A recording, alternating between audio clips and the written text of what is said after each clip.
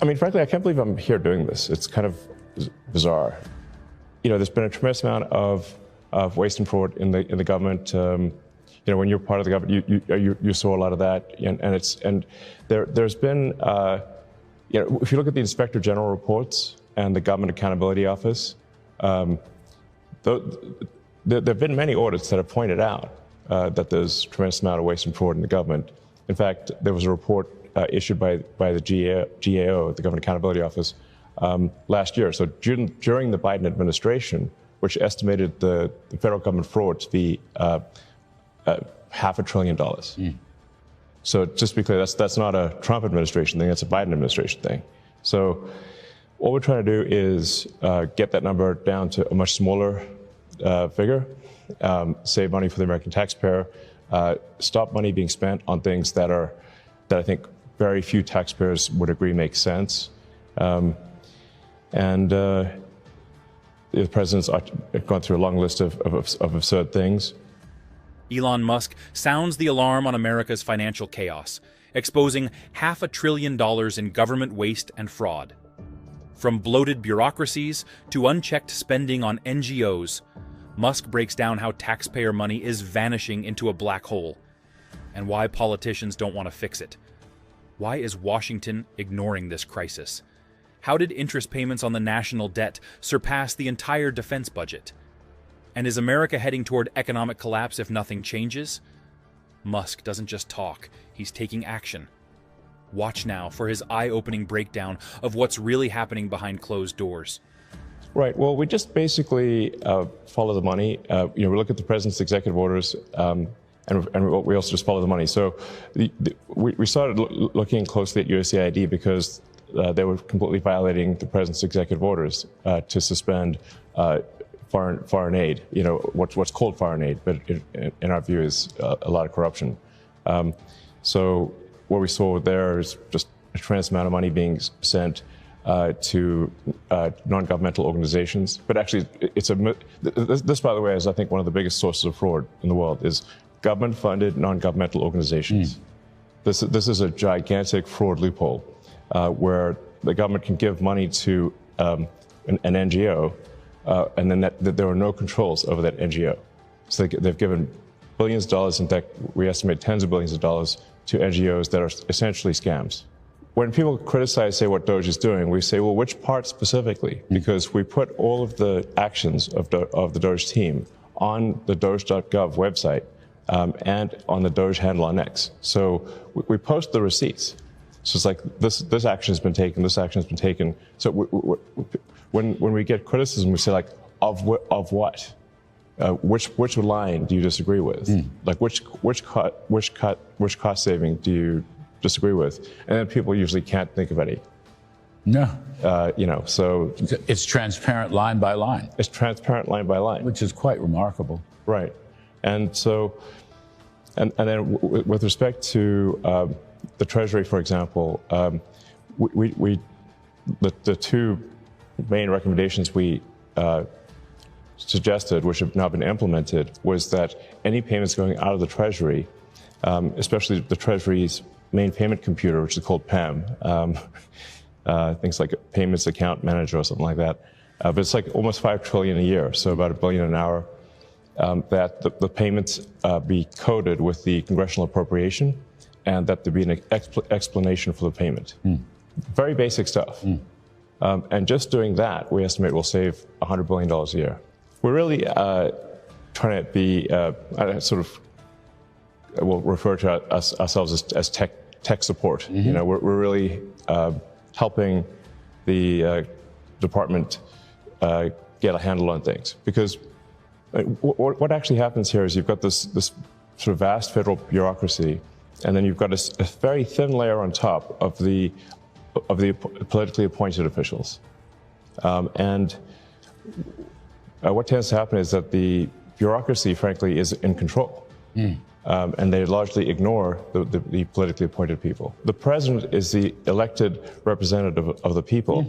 And if the president cannot get things implemented as a reflection of the will of the people, then what we have is not a democracy, we have a bureaucracy. We have rule of the bureau, not rule of the people. And that's what we're trying defeat here is the bureaucracy and have rule of the people. You know, as you mentioned, the bureaucracy is overwhelmingly Democrat. So Washington, D.C. was 92.5%, I believe, voted for Kamala. So this is overwhelmingly a deep blue situation. I mean, frankly, I can't believe I'm here doing this. It's kind of bizarre, but I kind of think that we've got this enormous federal budget deficit, and it's a $2 trillion deficit. It keeps growing. Our interest payments are higher than our Defense Department budget. That's I think was the real wake-up call for me, was looking at seeing that the interest payments on national debt exceeded the Defense Department budget. And that was only growing over time, which meant if we didn't do something about this, then there won't be any money for anything. We'll just be servicing debt. I'm just here trying to make government more efficient, eliminate waste and fraud, and so far we're making good progress, actually. So our savings at this point exceed $4 billion a day. So it's very significant. I think we can sort of look at this as a complaint minimization optimization. So basically, if the government sends money out to, whether it's wasteful or fraudulent, nobody complains if they receive money, but they do complain if they don't receive money. And the people that complain the loudest are the ones receiving the fraudulent money. I mean, so the goal here is, let's not have America go bankrupt with waste and fraud.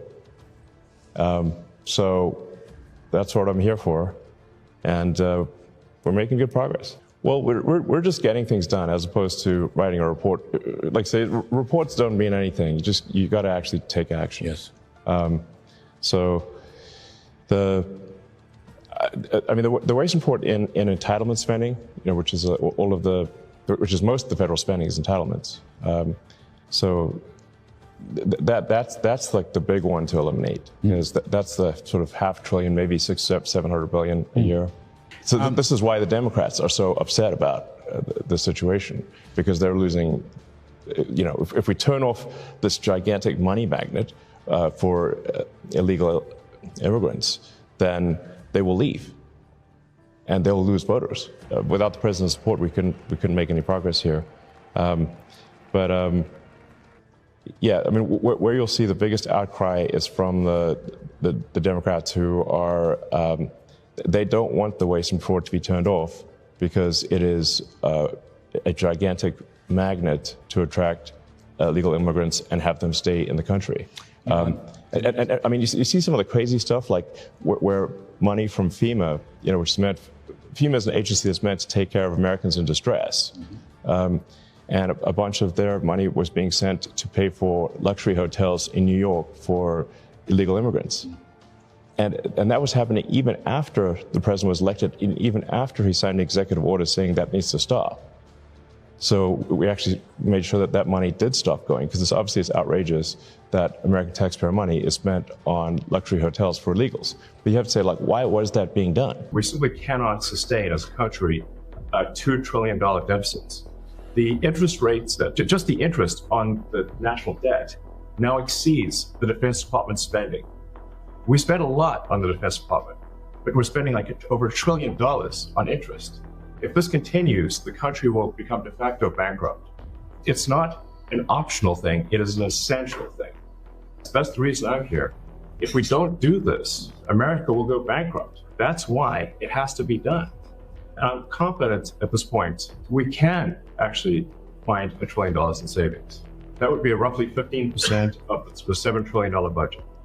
And obviously that can only be done with the support of everyone in this room. I'd like to thank everyone for your support. Thank you very much. This can only be done with your support.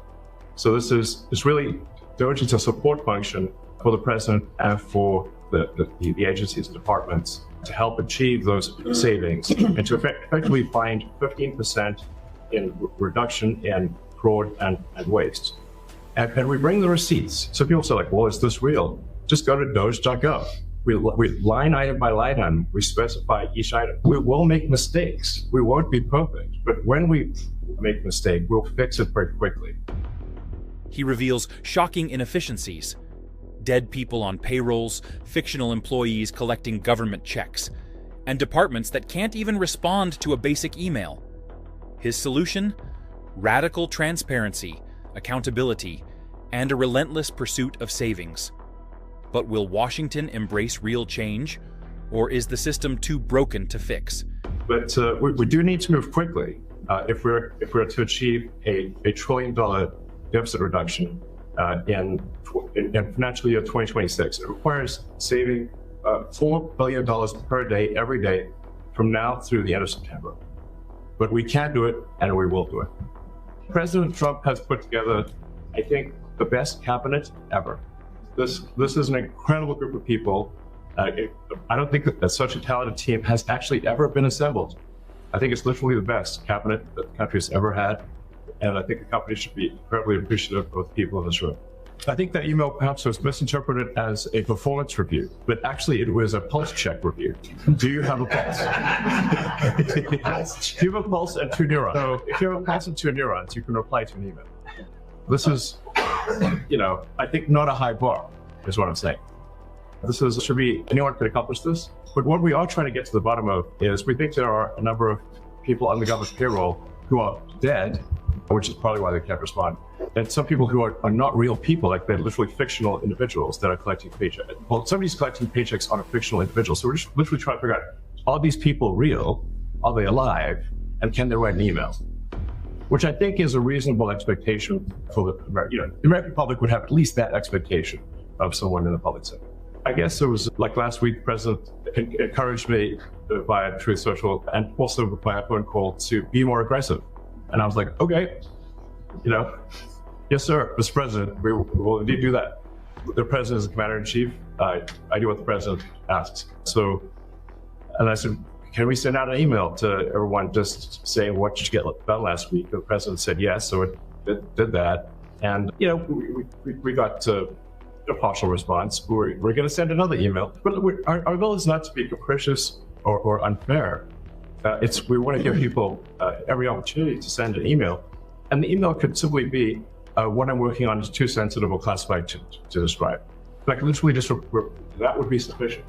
I think this is just common sense. We wish to keep everyone who is doing a job that is essential and doing that job well.